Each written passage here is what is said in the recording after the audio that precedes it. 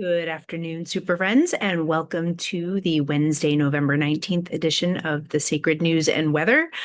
Yes, I'm wearing my jacket inside because I've been a woman on the run today, and I literally have about a 25-minute window here before I need to run to the next thing. So I didn't bother turning the heat on in my house. I do have a little space heater here, but I'm chilly. So you get the indoor winter look for the day. You also get a message that literally came to me while I was driving the car. And so I grabbed a piece of mail and a Sharpie that was in my car and just wrote down exactly what wants to be said today. And I think today's message is going to end up as a quickie. Um, just because of my lack of time, but it really wants to be deeper. So it may come in two parts. So we're going to see how this goes. But what I wrote on this piece of paper from my life insurance company, it says it's not about the suffering, it's about the questions the suffering produced.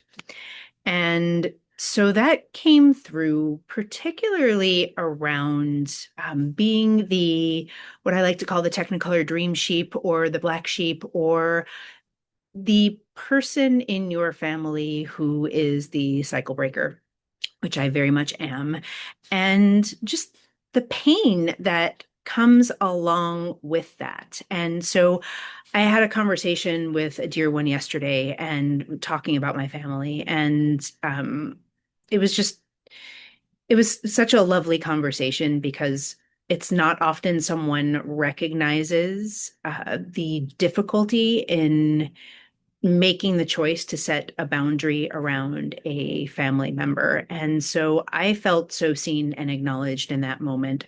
And I want to bring a little bit of that out here. So, as with everything I do, take what resonates, leave the rest behind. These messages are timeless. So, if you're tuning in today, November 19th, or later in the week, or later in the year, or whenever you're tuning in, if this is your message, there's very likely going to be something here for you. I just repeated myself, but I think you know what I mean. If you're tuning in, there's probably something here for you. If you are not resonating, leave me. Let me go find something else, something below, or wait for something yet to come. So I'm going to just close my eyes and feel into that feeling in my body of being the cycle breaker. And what I want to say here, what is coming through and what feels really true and what was sort of riffing in my body as I was driving along from my office to my mentor's home this morning, the feeling was like if that hadn't happened, I would not be exactly where I am. And so many of you who tune into me are already cycle breakers. You're already, I heard the term the other day, spiritual gangster. You're already spiritual gangsters. I love it. You are already identifying as someone who is spiritually awake. And I just want to speak to, and I feel like this is where the suffering piece comes from. Waking up, we don't wake up when we're comfortable. I guess that's the long and short of it. We do not awaken from a place of comfort. And that's not to say those who have led comfortable lives are not awake or it's not possible for them to be awake. I don't want to go to that end of the spectrum. What I want to stay with is most of you, all of you, certainly many of you who identify as someone who is awake. What awakened you is a depth of spiritual pain, a depth of sadness, a depth of suffering that was so unbearable to your nervous system that you either had a choice to check out, go numb, drink too much, use drugs, like numb yourself in some way, shape, or form. I'm also hearing my own forms of numbing, which were like excessive exercise and things like that. Addiction comes in many forms. Or to start really facing the suffering, not from a place of victimhood. We all have a tendency to go first toward victimhood, toward woe is me, and some of us just stay there. So some of us who have suffered trauma at the hands of our family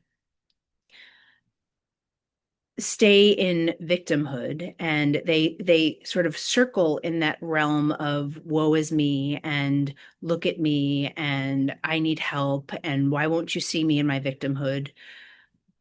Or they come off of that spiral because they start asking the questions that are coming forward. Why me? Why did this happen to me? But we're not asking from a place of, look what you've done to me. Why have you done this to me?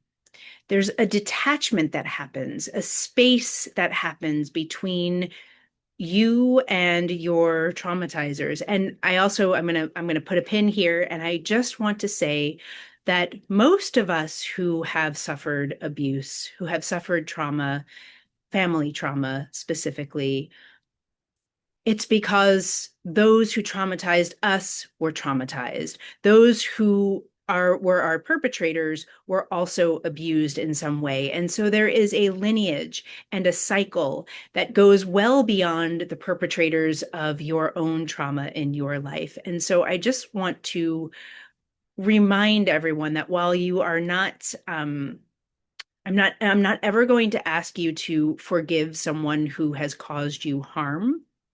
That's not what I'm here to ask of you. Only you can know that if that's right for you. But I am suggesting that, what am I suggesting? Sorry, I'm listening because something is coming in here as I'm saying this. There's an element of compassion that wants to come in here for those who caused us harm, because in general, those who have caused us harm have been harmed themselves. Not always, but it's very unusual for a perpetrator to not have been a victim. I think I brought this up here before, but I have an acquaintance who is a death row attorney, and when he was asked by my uncle, how do you do this work? How do you look at these men? He works in a men's prison. How do you look at these men, and how do you defend them? How do you do the work that you do? And his answer is that every single one of those men at some point in their childhood were physically, sexually, and emotionally abused in a deep, dark way. And so the way he holds these men in compassion to defend them is to remember who they were as little boys and young men and what they must have endured to bring them to the place where they would cause so much harm. So that's kind of a deep and a darker place to go. But if you can lighten that up a little bit and just remember that if you've come from a family of toxic patterns and toxic traits, that we have a choice. Doesn't necessarily mean to forgive, but we have a choice to step into our own healing from what we have endured and to recognize that it is quite possible, if not perfectly exactly what happened, that our abusers were abused themselves. So, okay, leaving that thread needed to be said. This is going to turn out longer than I can be here for, but we're going to just keep going. Coming back to this pin here, and now I have to call in what this pin here was. The questions, when we start asking the questions, why me, without putting the blame on our perpetrators, but what is here for me? Why have I endured this? What is here for me in this suffering? What is underneath all of this pain? The questions that we begin asking ourselves are the foundation, the basis for the little openings that happen in our spirit, in our being, to let something larger in. And so if you're still with me and this is still your message, I just want to remind you that the reason you became a cycle breaker, the reason you are the technicolor dream sheep, the reason that you are the black sheep, the reason you have awakened is not because you suffered so greatly, but it's because you dared to ask the right questions about the suffering, to begin to open up your heart, to begin to open up your being, to begin to open up your connectivity with something larger than yourself, not to dissociate with your human form, but to expand and open into something larger than yourself, to receive the love, to receive the knowingness, to receive the messages from a deeper level of your being, a deeper level beyond the pain that you experienced as a child. So that's where it's not about the suffering. It's about the questions that the suffering produced. The why am I experiencing this? What is here for me? What is here for me to learn? What do I need to know? And all of those pieces, as you ask yourself those questions, as you begin to ask the questions and embody the answers, what comes is that it was never about you. It was never about who you were or what you were or were not doing. It was entirely about the wounding in the line. It was entirely about the wounding in our perpetrators. And it was never about who we are and our own worthiness and not being loved well as a child. Again, not necessarily the fault of our parents, perhaps the fault of their parents' parents or their parents before them. What we experienced as not love, or what we experienced and thought or mistook as love when we were young and knew to be so uncomfortable and so not it, caused us to ask the questions, to open ourselves to the truth of what love is.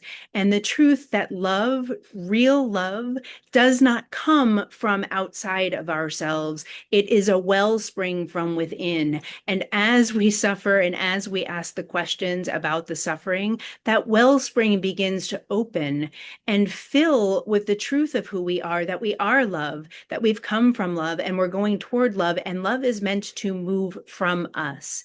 And that kind of love is unconditional love. It is the love that knows no boundaries. It's not the kind of love, I'm not talking about romantic love, and I'm not talking about setting boundaries. I'm talking about the unconditional love that recognizes I see the love in you and trust that you see the love in me, no matter what shit is going on between us. And so for some of you who have left your families behind, who have chosen to cut contact with your family members and who have done so from not a wounded place, from a fuck you kind of place, but from a place, or have come to a place of no longer fuck you, but I deserve better. I deserve more.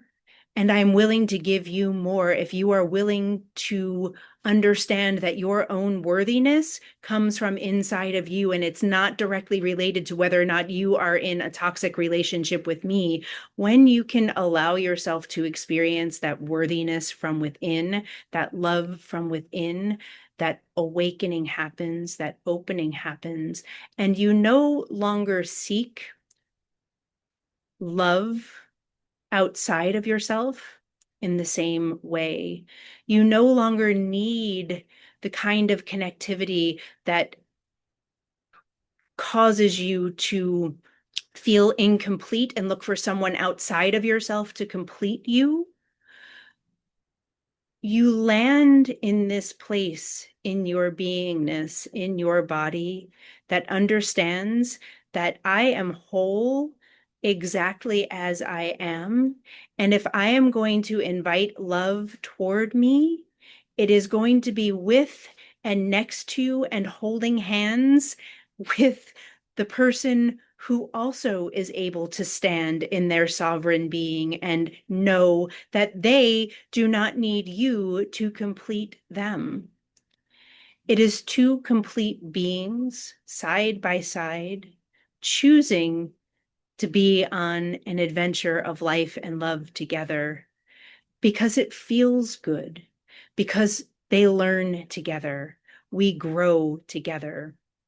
And if you are someone who was blessed with a delightful upbringing, I don't dare suggest that your love is not as real as someone who had to fight for and suffer and ask all of the questions to arrive at what this new form of awakened love is.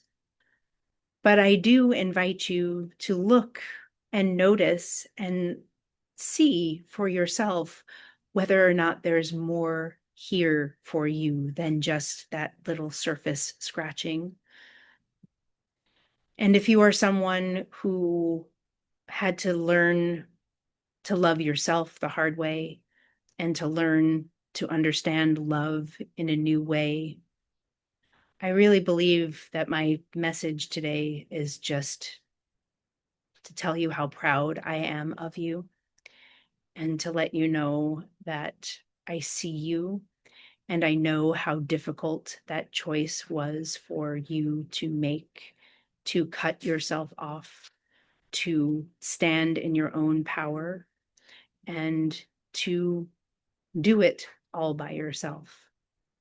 And I think this message is coming forward because some of you are in a place of recognizing that you might actually be ready for this new kind of love, whether or not that kind of love is ready for you.